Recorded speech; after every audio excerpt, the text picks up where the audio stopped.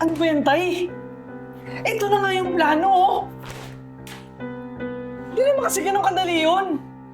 Hindi pwede yung gusto mong mangyari. Nak, sinasabi ko lang naman eh, na delikado yung materyales na gagamitin mo. Oh, Mang Chad, nandito ka pala. Oh. Ah. Mang Chad, ilang dekada ka na nga pong nagtatrabaho sa construction? Halos, ano po ma'am, 40 taon na po. Simula pa nung hindi pa uso yung mga modernong kagamitan. Pala tsaka maso na ang gamit ko noon. Oh, grabe pala, Mang Chad. Ang tagal na pala. Di, expert na po kayo. Hindi naman po sa eksperto ako, ma'am. Marami pa kasi akong dapat matutunan eh. Meron mahirap talagang tumigil. Oo parang hindi ko naman ho alam kung anong gagawin ko pag walang pader na itatayo tsaka sirang gagawin. Alam mo, sa totoo lang, si Mang Chad ang isa sa pinakamatagal natin na manggagawa dito. Kaya, pag may mga projects, siya agad yung tinatawagan ko. Totoo po, ma'am.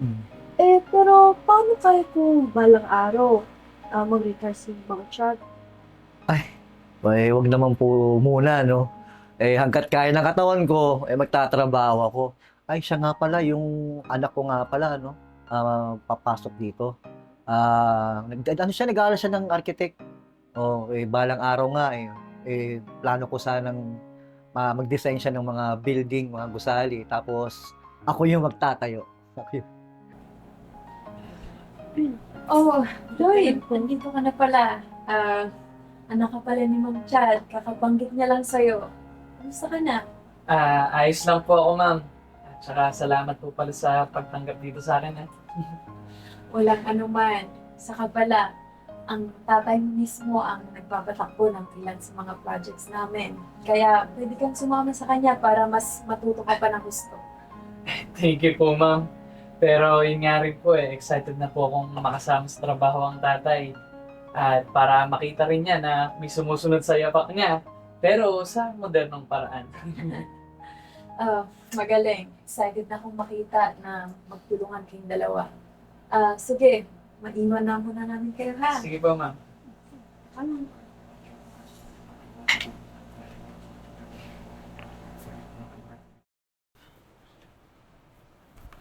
Ano ba yan, Tay? Ito na nga yung plano, oh! Hindi naman kasi ganun kadali yun. Hindi pwede yung gusto mong mangyari. Nak, sinasabi ko lang naman eh, na delikado yung materyales na gagamitin mo. Alam mo, Tay, masipag ka lang eh. Pero wala ka talagang alam kasi wala ka namang pinag-aralan. Hindi ka nga engineer, di ba? Di ba construction worker ka lang? Kaya kung pwede ba, makinig ka lang sa akin. Nak, iba-iba naman tayo ng galing eh. Ako natuto ako sa kamay ko, sa karanasan ko. Ikaw, magaling ka sa pagpaplano, magaling ka sa pagdidesenyo. Pero isa lang na hangarin natin, di ba? Magpagpatayo ng mahusay na gusali.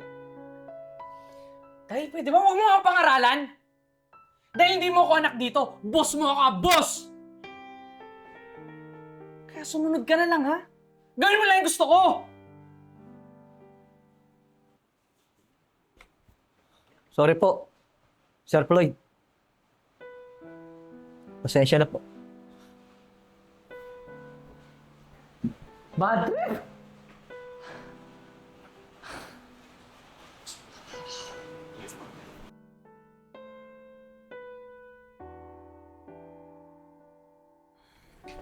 Sir Floyd, Wait lang, excuse me lang. Ano yun, sorry? si Mang Chad, na-aksidente. Floyd, bumigay yung mga materyales na ginamit natin sa pagpapatayo ng gusali. At isa si Mang Chad sa mga naipit. I'm so sorry, pero wala na yung papa mo.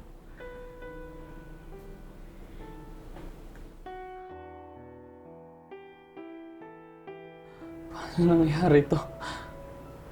Bakit ba kasi hindi ako nakinig sa itay eh? Sorry.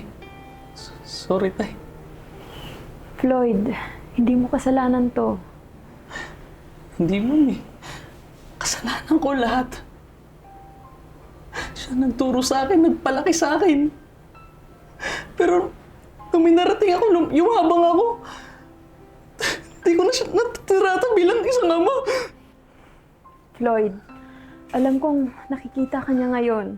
Make him proud.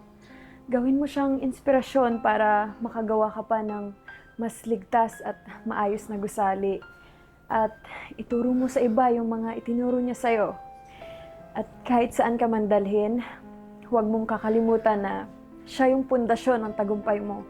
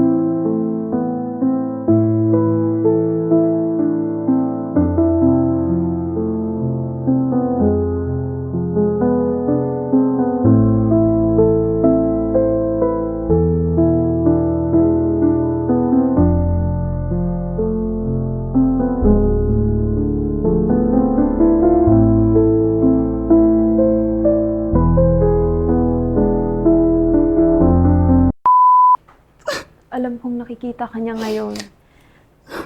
Floyd, make him proud. Gawin mo siyang inspirasyon para makagawa ka ng mas maayos at ligtas na gusali. Wait, kata. Huwag kang gumana. Huwag kang ganyan. Hindi Okay. na nakikita eh. Wala na rin. Okay, sorry. Iba na i-imagine ko.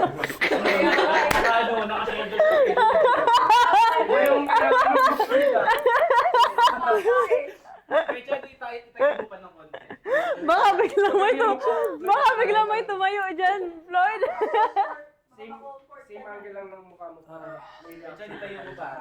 What if gumalaw yung ano? Nagpipigil ako ng tawa eh. Yung utak ko, dumi. Kay manager Alam ko nakikita ka niya ngayon. Kabahan ka na. O, makikita ka ngayon, ha? Doon tayo. Direct Cruel. 3 seconds lang. Kita kita dyan. Manid ako dito.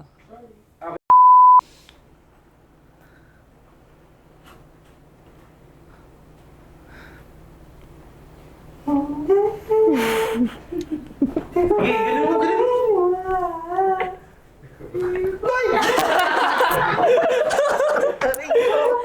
BTS yun, BTS yun. Kaya dyan.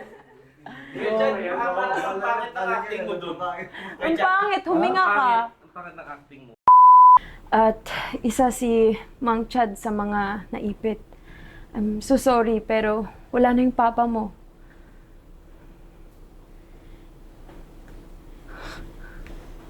Pakap tayo. Pakap? Alright, thank you guys. What's up, Crazy Fam? Ako nga pala si Floyd Ritz Florentino. And please subscribe our YouTube channel, The Crazy Ones. And kindly please like and follow our Facebook and TikTok page, The Crazy Ones. Sa The Crazy Ones, life never gets old.